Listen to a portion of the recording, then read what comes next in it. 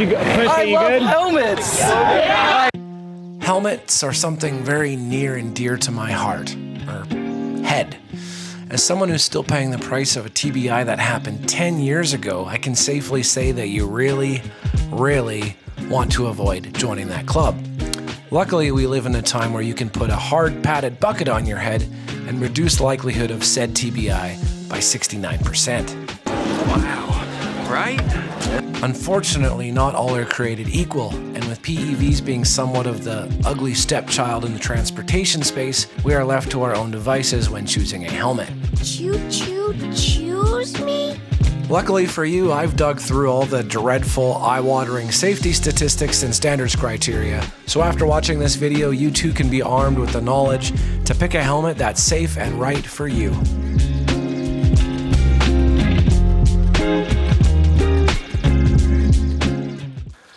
Now, this video is not sponsored in any way, but I would still like to mention the kind folks at EVs. They're a group of passionate people in the PEV space who just happen to have a store.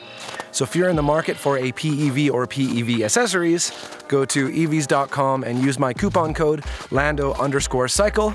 I receive a small kickback which helps to support the channel, and you receive excellent customer service and the potential for a discount or free swag. So I call that a win-win.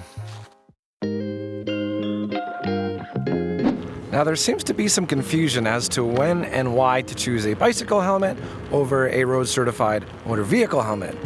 The short answer is that motor vehicle helmets are designed to sustain 100 Gs with no injuries to the head, whereas a bicycle helmet is designed to withstand 95 Gs as a worst-case scenario. In fact, most of the accidents that a bicycle helmet is designed to protect you from are below 50 Gs. That's not good enough! And that's why the speed you're traveling at will be a super important factor when choosing a helmet. You see, in bicycle land, there are two main certifications for North America: CPSC and ASTM F1952. CPSC covers your basic needs for a casual cyclist, but nothing more. ASTM F1952 is slightly more rigorous in their testing, which includes analysis of the chin bar, if the helmet has one. Which is why it is the certification for downhill mountain bike helmets. But again, these tests are designed for surviving an impact at lower speeds, which is why you see stickers like this. So what are we then? Are we cyclists? Well, according to my research, if you ride your PEV at 20 kilometers an hour or lower, a CPSC or ASTM F1952 helmet should suffice. If you ride a little faster than that, then I would recommend looking into an NTA 8776 helmet, which is designed specifically for e-bikes and approved for up to 45 kilometers an hour. Not bad, not bad. But let's say you want to ride faster than that. Well, guess what? There's a category of helmet that's just for you. Motor vehicle certified helmets are your answer, and they come in many fine shapes and 3 flavors of safety to choose from: DOT, ECE, and Snell. DOT stands for Department of Transportation, or its fancy name FMVSS 218. And it is the only helmet standard required for one to operate a motorcycle on public roads in North America. What is that on your chest right there? The Upper Peninsula, Michigan. Unfortunately, DOT should stand for dinosaur, as it was introduced in 1974 and never updated. DOT says thou shalt not exceed 400 Gs, but skull fractures can occur with a peak acceleration of just 290 Gs.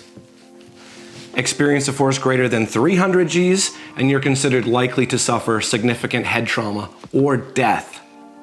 Well, I guess you just have to be prepared to die. To top it off, DOT is a self-certified standard. You heard me right.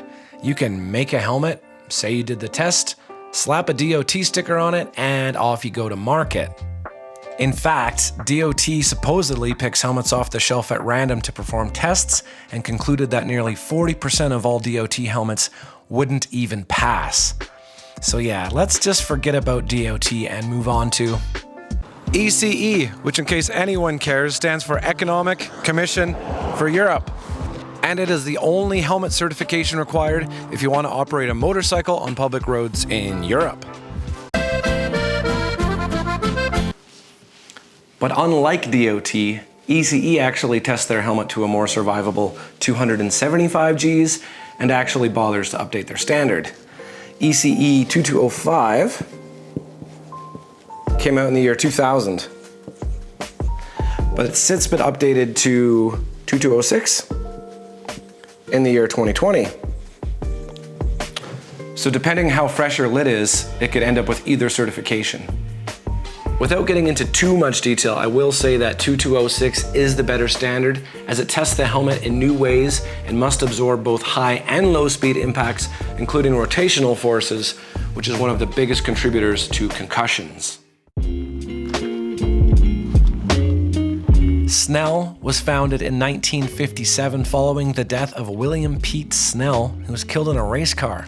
So as you can suspect, it is mostly designed around race car safety and is a helmet certification required if you want to get onto a race track. Like ECE, Snell also tests at 275 Gs, but focuses more on high-speed linear impacts, which results in Snell shells often being heavier and bulkier than ECE or D-approved helmets.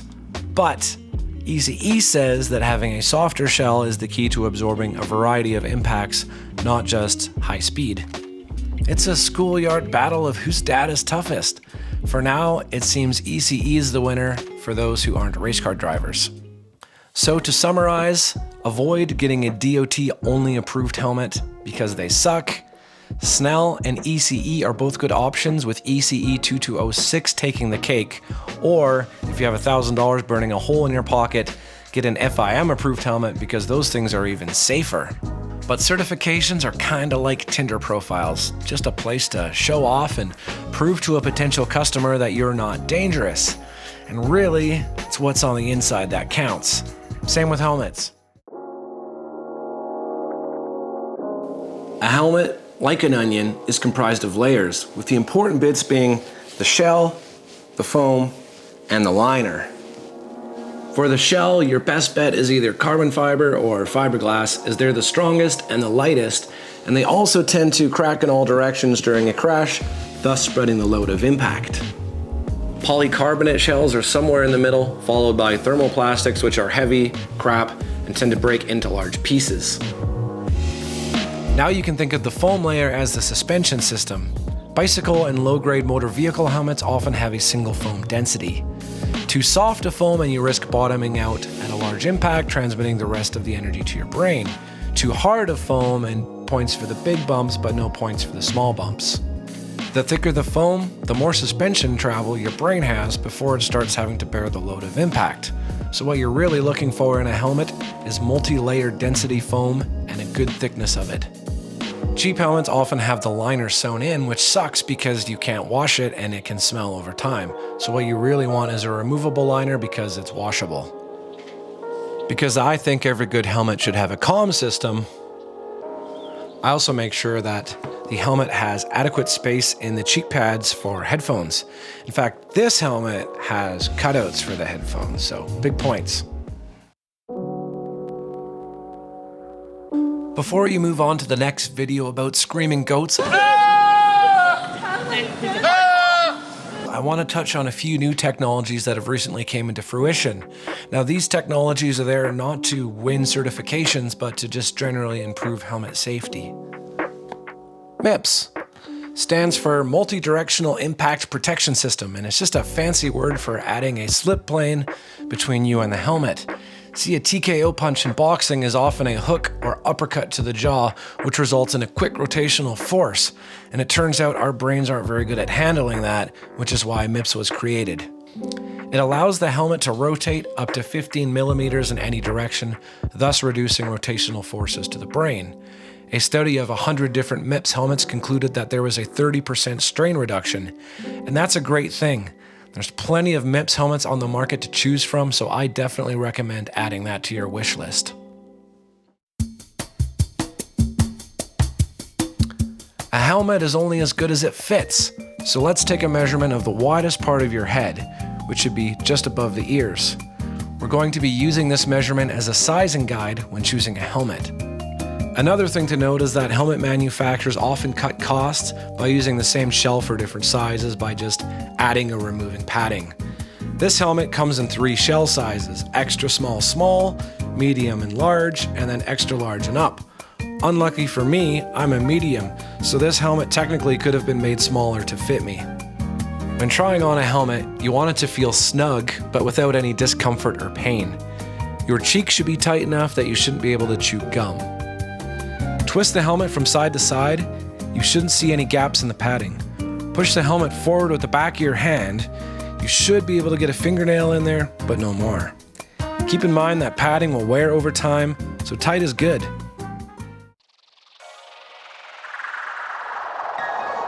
So there we have it. That is helmets in a nutshell. Hopefully you guys found it informative and not too boring. I know it was a bit technical, but feel free to like, comment, subscribe, all that good stuff. And I'll catch you guys in another video. Peace.